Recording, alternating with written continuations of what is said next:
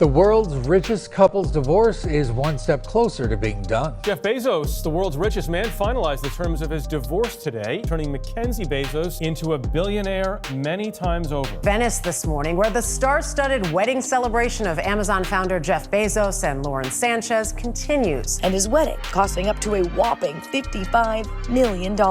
Why would a woman walk away from one of the richest men on earth, especially when she helped build the empire that made him famous? For years, Jeff and MacKenzie Bezos looked untouchable, a power couple, a love story that started in a quiet cubicle and stretched all the way to space rockets and billions in stock. But behind the headlines, something else was brewing. Because what happened between them wasn't just a breakup. It was a slow unraveling, wrapped in silence and rumors that would shake the world. And the full story? It's not what you think. Let's go back to where it all began. In the early 90s, Mackenzie Tuttle had one goal: become a writer. She just graduated from Princeton with an English degree and took a job at a hedge fund in New York to pay the bills. Before she even met Jeff Bezos, she heard him laughing. Loud, constant, and oddly contagious. She'd later say his laugh was so distinct, she remembered it long before she ever saw his face. When she finally met him in person, she was curious, then impressed, and not long after, hooked. She asked him to lunch, and 3 months later, they were engaged. 3 more, and they were married. It wasn't some glitzy tech wedding, no headlines, no luxury venue, just 2 people with big ideas and not much money. But what they did next would change everything. Jeff had this idea: an online bookstore. It sounded wild at the time. E-commerce barely existed. There weren't any customers yet, and very few believers. But Jeff had a computer and a dream. So they packed up, left New York, and drove to Seattle. While Jeff typed plans in the passenger seat, Mackenzie drove the entire way. That alone says a lot about their dynamic. She wasn't just there, she was moving the whole thing forward. Once in Seattle, they didn't waste time. Jeff started Amazon from a garage. Mackenzie did the books, helped run logistics, and managed the first shipments. She even negotiated deals with shipping companies. There were no assistants and no PR teams, just the 2 of them, working side by side to build something from scratch.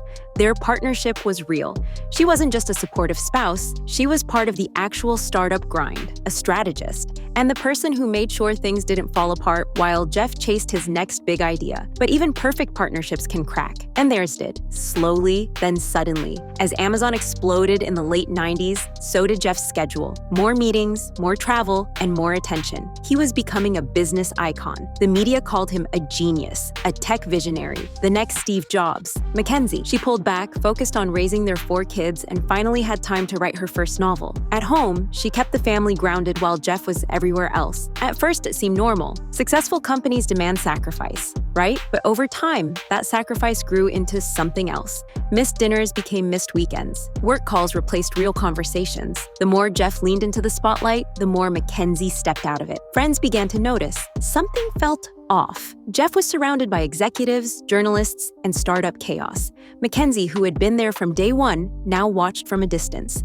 No longer a partner, just a quiet supporter in the background. Publicly, they still looked strong, but behind closed doors, the gap between them had become more than emotional. It was physical, relentless, and impossible to ignore. But that wasn't the whole story, because soon, whispers would start to surface. Whispers about another woman, one who wasn't Mackenzie, and what happened next would blow up the entire image they worked so hard to protect. For a long time, the distance between Jeff and Mackenzie stayed private, but in 2018, something changed. And soon, the private cracks turned into a very public scandal. It started with whispers, rumors online, and stories in gossip circles. A name kept coming up: Sánchez, a former TV host, a helicopter pilot, and someone reportedly getting a little too close to Jeff Bezos. Reports claim the 2 had started spending time together during a Blue Origin project, Jeff's space company. Some sources even suggested they got close as early as 2017. But there was no official word, no photos, just quiet speculation until everything exploded. On January 9th, 2019, the National Enquirer published a bombshell report. They claimed to have followed Bezos for 4 months. Not only that, they had private texts, intimate messages, and photos, all allegedly sent to Sánchez while Jeff was still married to Mackenzie. Suddenly, the 3rd richest man in the world was at the center of a tabloid storm. That very same day, Jeff and Mackenzie posted a joint statement on Twitter announcing their divorce. The media frenzy didn't stop there. A few weeks later, Jeff published a post on Medium, accusing the Enquirer's parent company, AMI, of trying to blackmail him with leaked photos. He even included the emails they'd sent as proof. It was the kind of chaos no one expected from the Bezos brand. Clean, polished, private. Now, people were seeing something completely different. Something raw, something messy. While Jeff was dealing with the fallout, MacKenzie stayed silent. She didn't give interviews, didn't post cryptic quotes, didn't say anything at all, but her next move would speak louder than any headline. When the divorce became official later that year, it made history. MacKenzie walked away with 25% of their Amazon stock, worth around $38 billion at the time. That instantly made her one of the richest women in the world. But it wasn't just the money that grabbed attention, it was how she handled it. While Jeff kept building his empire, appearing at galas with Sánchez and returning to the spotlight, MacKenzie chose a different path. She didn't buy islands or launch a luxury brand. She didn't fire back at anyone or drag the story out. Instead, she stayed quiet, graceful, and incredibly calculated. The public watched in real time as she stepped out of Jeff's shadow. No longer the silent partner, no longer just the ex-wife. MacKenzie was starting to build her own identity, one that had nothing to do with Amazon or one of the world's richest men. And soon she made a decision that would redefine her legacy. She decided to give it away. Most people hold on to wealth like their life depends on it, but MacKenzie, she did the opposite. In 2019, she signed the Giving Pledge, promising to donate the majority of her fortune during her lifetime. Bold move. But she didn't stop at promises. She got to work, fast. By the end of 2020, she had already donated over $6 billion to nearly 500 organizations.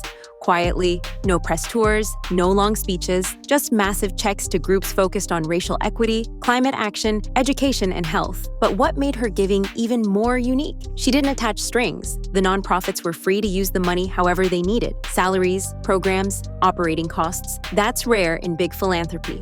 In 2024, her team launched the Yield Giving Open Call, an invitation for smaller nonprofits to apply for $1 million each.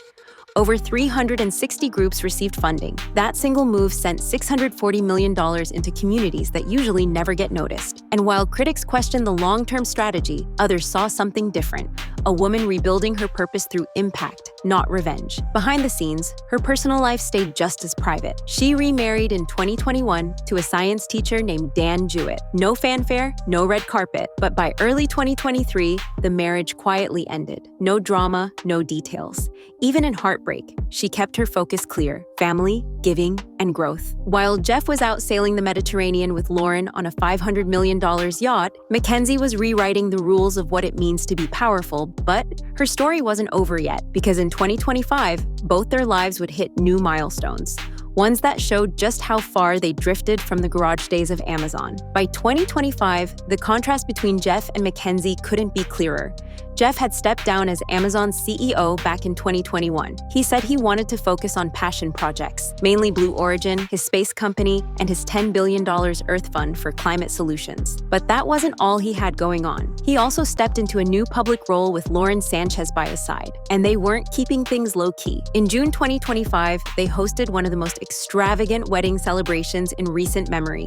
A private ceremony in Venice, followed by a week-long party aboard Jeff's 127-meter yacht, Koru. Celebrity guests flew in. Paparazzi surrounded the docks. Photos of Lauren in couture and Jeff in a tux circled the globe within hours. It was flashy, loud, and impossible to miss. MacKenzie, on the other hand, kept her head down. She wasn't photographed at parties. She didn't walk any red carpets. But what she did do was keep giving. She quietly sold off more of her Amazon shares, millions of dollars at a time, and funneled them into her foundation. Grants continued to flow to schools, women's shelters, tribal colleges, and nonprofits with shoestring budgets, but big visions. And through it all, she stayed completely off social media. No interviews, no comment sections, just impact. That silence made people even more curious. Would she ever write about what really happened? Would her children, now young adults, ever speak out? So far, no one has. Even now, the question remains: how did two people who built something world-changing end up in completely different orbits? Their story didn't end with a scandal. It ended with two legacies heading in opposite directions. Jeff and MacKenzie's story isn't just about betrayal or billions. It's about something bigger, something more human. It's about how even the most successful people can lose what matters most, how building an empire doesn't always mean building a life, and how sometimes walking away quietly quietly is more powerful than making noise. So now the question turns to us. What matters more? What you build for the world, or what you rebuild for yourself when everything falls apart? What do you think? Did MacKenzie make the right choice? And how would you have handled everything if the whole world was watching? Let us know in the comments below. And if this story made you think differently about success, betrayal, or resilience, make sure to like, subscribe, and stick around for more. Because this isn't the only story hiding behind the headlines.